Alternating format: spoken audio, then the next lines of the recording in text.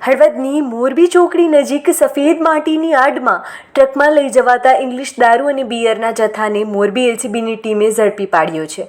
મોરબી એલસીબીની ટીમને બાતમી મળી હતી કે માળિયા તરફથી સફેદ માટી ભરીને આવતા ટ્રક નંબર RJ19GE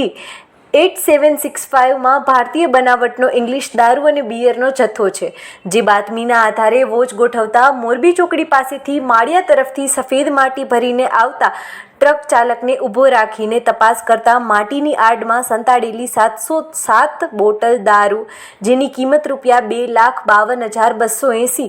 તેમજ 288 બિયરના ટીન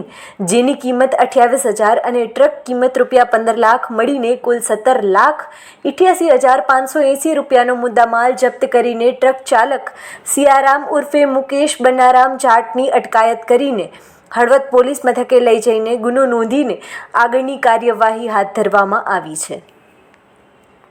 આવા જ સમાચારો જોવા માટે આપની ચેનલ નજર હળવદની ફેસબુક, યુટ્યુબ અને ઇન્સ્ટાગ્રામને લાઇક કરો, શેર કરો અને સબસ્ક્રાઇબ કરો.